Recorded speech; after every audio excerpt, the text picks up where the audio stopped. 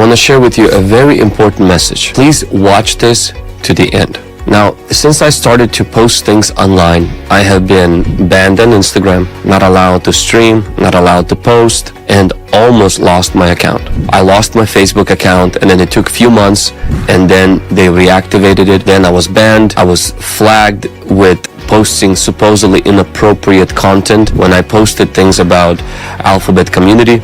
TikTok is where I got shadow banned, especially when I started to post things about purity and sexual purity. Now on YouTube, that has not happened yet. But if you have watched my ministry, you've seen that especially during the Pride Month, I took a very strong stance on the biblical truth and the biblical standards for morality. And that is not very much liked in our culture, especially by mainstream media and the culture. I know friends of mine who lost their accounts. I know other pastors who had large following online and completely either got demonetized, deplatformed, or completely removed. I want to give you a promise and also ask you for something. My promise is to preach God's word, not to water it down or to sugarcoat it, but also to season it with grace. Whether it's topics that people don't want to hear or topics that could get me banned on YouTube and kicked out of other platforms. I had to make a decision before the Alphabet month came up. Will I be preaching about this? Do we need to stream this? We're going to lose our platform. We're going to lose our subscribers and all of that stuff. But I knew that staying with the truth in love is more important than influence and the following. But I want to ask you for something. Would you sign up for my emails so that in case I do lose the platform, we can stay connected? You can go to pastorvlad.org/email and choose your form of email, whether it's once a week, receive a short encouragement, or once a week to receive a reminder about audio podcast, or once a week to receive a blog, or to receive once a month a reminder about fasting. Whichever way that you can do it, you can always unsubscribe if you don't like receiving that. I promise not to spam you, promise not to sell you stuff. What I do is I try to send very condensed, very small, encouraging, and uplifting emails every single week to better your spiritual life. I know that emails seem like an old school kind of thing, but at the same time, I do believe that when it comes to social media, it's very unstable. And even YouTube, you can lose all of that. But with emails, we're able to communicate and able to stay connected. Persecution is nothing new. And though being banned, deplatformed, I wouldn't call it a heavy persecution because there are people who face really serious persecution. But still, it does remind us that in 2 Timothy chapter 4, Paul tells us in verse 3, "For the time will come when people will not endure sound doctrine, but according to their own desires, because they have itching ears, they will heap up for themselves teachers, and they will turn their ears away from the truth and turn aside to fables." And a lot of people, and some pastors actually, would avoid anything that is controversial, anything that could get them banned, and they just focus on, they say, no, we just preach Jesus, but means we don't talk about things in the Bible that could get them in trouble. That's really kind of what a lot of pastors are. Not all, but quite a few pastors online. Even I had pastors warn me, hey, you shouldn't be talking about that stuff. Hey, aren't you afraid you're going to get, run over by the YouTube community or run over by this other community if you post things. The Bible also tells us that blessed are those who are persecuted for the righteousness' sake, for theirs is the kingdom of heaven. Matthew 5:10. And Matthew 5:11, it says, "Blessed are you when they revile and persecute you and say all kinds of evil against you falsely for my sake." Now, I know people who are truly persecuted. My persecution of being banned, called with names and everything, I wouldn't call that on the level that people are experiencing that today. But something I do keep in mind is that Christian faith has always had persecution in its background. For example, in the first century, in the beginning, Christians were a small group faced with occasional trouble from religious leaders. Some Christians were killed, including Jesus, who was crucified.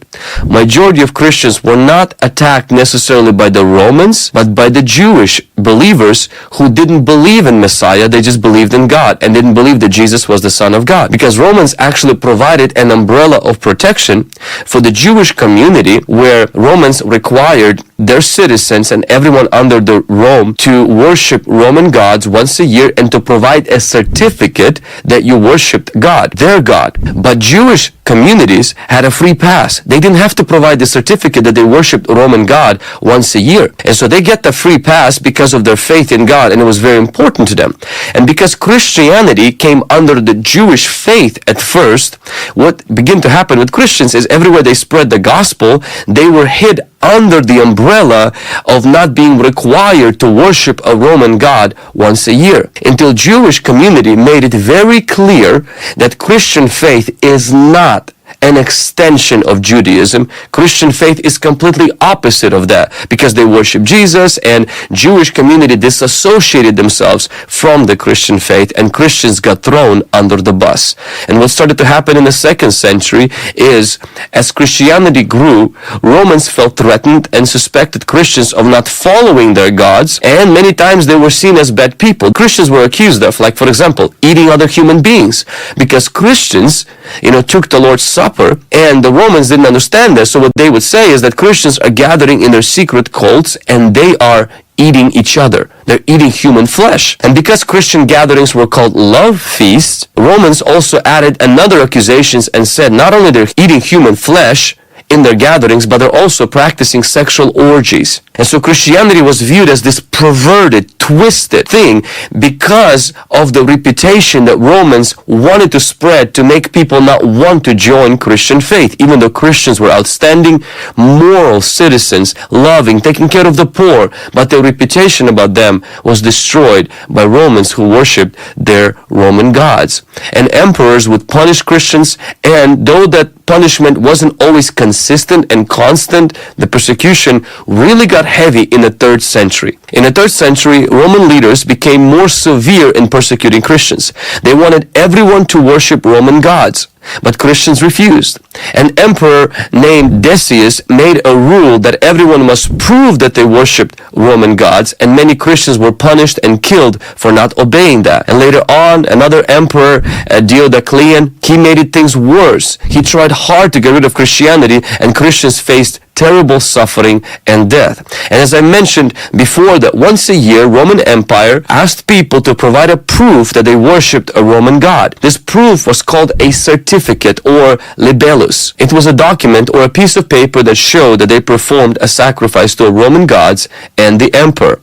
The authorities wanted everyone to follow this traditional Roman religious practices, and this certificate was a way to make sure that people were loyal to the Roman gods. And if people couldn't show the proof or refused to sacrifice, they faced punishment, fines, and penalties. And a lot of times they were killed. Some people would buy these certificates, even some Christians, under the table and get away with it. But many Christians were killed for not worshiping Roman gods. And Christians were persecuted. But they developed this thing like a secret symbol. And this secret symbol was a fish symbol, was an ancient Christian symbol shaped like a fish. And the word ictus meant fish in Greek. I probably not pronounced that correctly, but my Greek is not good. It was used by early Christians as a secret symbol during the times of persecution. The legend has that when Christians met a stranger on the road during the times of danger, one person would draw the upper arc of the fish symbol in the dirt,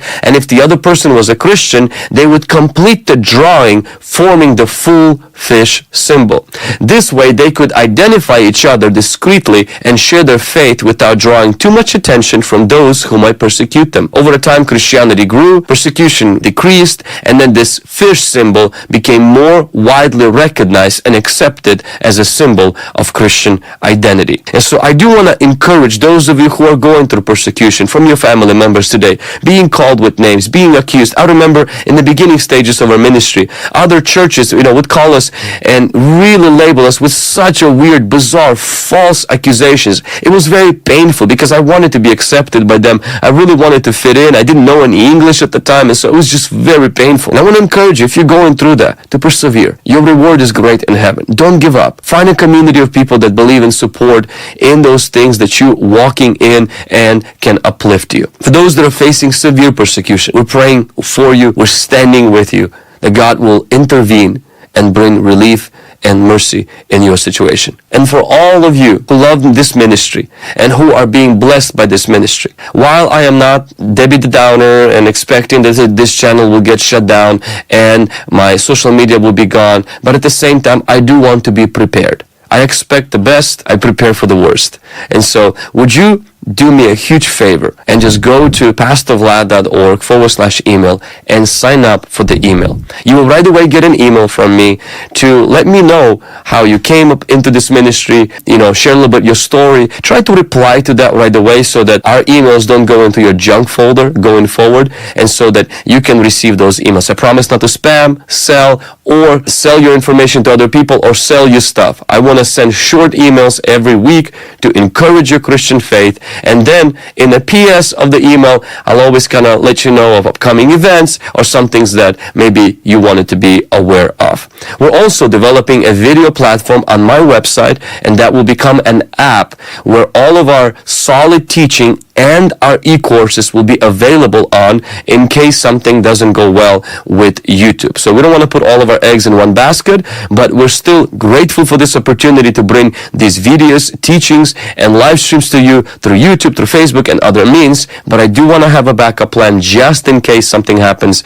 because the way this world is going, I'm pretty sure that many Christian creators who speak the truth in love might not last very long on these platforms. We pray for the best, we hope for the best, but we do have to prepare for the worst. So thank you for watching this video. I hope that you were encouraged, and I hope to see you on the other side of the email list.